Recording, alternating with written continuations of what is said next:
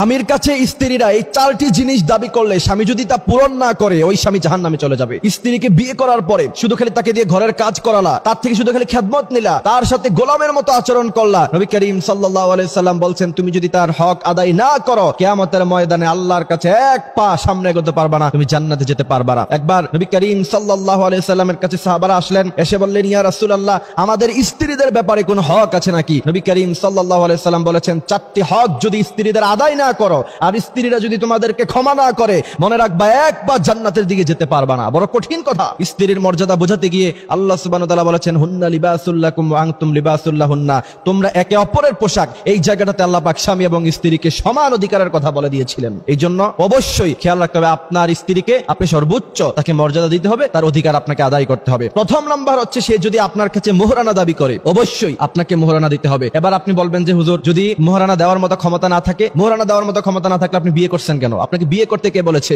আপনার স্ত্রী যদি আপনার কাছে মোহরানা দাবি করে অবশ্যই আপনি তাকে মোহরানা বুঝিয়ে দিতে হবে, আর না হলে আল্লাহর কাছে আপনাকে তার জন্য জবাবদিহিতা করতে হবে। এই জায়গাতে এসে আপনার কাছে যদি একান্তভাবে মোহরানা দেওয়ার মতো সক্ষমতা, সেই সম্পদ যদি আপনার কাছে না থাকে তাহলে আপনি বেশি থেকে বেশি যেটা করতে পারেন অত্যন্ত বড় নম্র ভাষায় তার থেকে আপনি ক্ষমা চেয়ে নিতে পারেন। তবে কোন স্ত্রী যদি ক্ষমা না করে আপনি কিন্তু কোনোদিন ক্ষমা পাবেন না। এই জন্য তাকে ভালোবাসা দিয়ে আদর দিয়ে তার থেকে আপনি ক্ষমা চেয়ে নিতে পারেন। তবে আপনার যদি সামর্থ্য থাকে, সম্পদ থাকে, এরপরেও যদি আপনি তার কাছে ক্ষমা চাইতে যান তাহলে সে কিন্তু ক্ষমা না করলে কোনোভাবে আল্লাহর কাছে আপনি কোনোদিন পার পাবেন না। অবশ্যই আপনাকে মোহরানা আদায় করতে হবে। এরপরে নবী করিম সাল্লাল্লাহু আলাইহি ওয়াসাল্লাম বলেছেন দ্বিতীয় নাম্বার স্ত্রীর হক হলো তা যদি তোমরা আদায় না করো কিয়ামতের মাঠে আল্লাহ সুবহানাহু ওয়া তাআলা তোমাদেরকে জান্নাত দিবেন না। সেই বিষয়টা হচ্ছে তুমি যেই দামের কাপড় পরো তোমার স্ত্রীকে তুমি সেই দামের কাপড় পরাতে হবে। আপনি দামি দামি ব্র্যান্ডের কাপড় পরলেন, দামি দামি ব্র্যান্ডের জুতা পরলেন, কিন্তু স্ত্রীকে কাপড় কিনে দেওয়ার সময় 500 টাকা দামের, 200 টাকা দামের, 300 টাকা দামের থ্রি পিস তার জন্য কিনলেন, কম দামি বোরকা কিনলেন, কম দামি জুতা কিনলেন, আর অপর দিকে আপনি দামি দামি জুতা, কাপড়, পাঞ্জাবি, টুপি ইউজ করলেন। মনে রাখবেন আল্লাহ সুবহানাহু ওয়া তাআলার কাছে আপনাকে জবাবদিহিতা করতে হবে। আপনি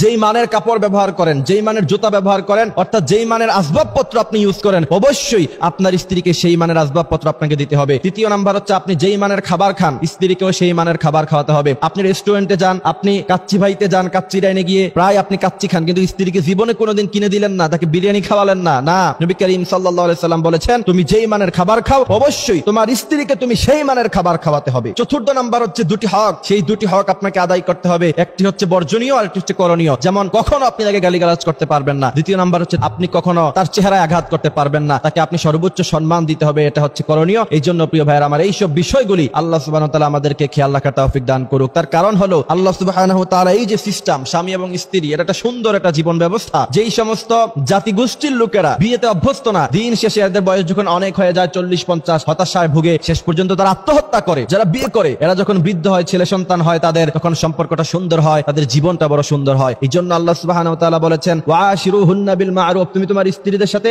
সৎ আচরণ করো। সৎ আচরণ করার মানে হলো স্ত্রীকে গালি দেওয়া যাবে না, বকাবকি করা যাবে না, তার গায়ে হাত তোলা যাবে না। যেই সমস্ত স্বামীরা স্ত্রীর গায়ে হাত তোলে নিজেকে বীর পুরুষ দাবি করতে চায়, মনে রাখতে হবে এরা বীর পুরুষের সন্তান নয়, এরা সব কাপুরুষের সন্তান। কারণ নবী করিম সাল্লাল্লাহু আলাইহি সাল্লাম বলেছেন খায়রুকুম খায়রুকুম লিআহলি, তোমাদের স্ত্রীদের থেকে সার্টিফিকেট নেওয়া হবে। তোমাদের স্ত্রীরা যদি তোমাদেরকে ভালো বলে তাহলে তোমরা ভালো মানুষ, আর তোমাদের স্ত্রীরা যদি তোমাদেরকে খারাপ বলে প্রকৃতপক্ষে তোমরা খারাপ মানুষ। আল্লাহ সুবহানাহু ওয়া তাআলা আমাদেরকে কথাগুলি বোঝার মানার তৌফিক দান করুক। আমিন।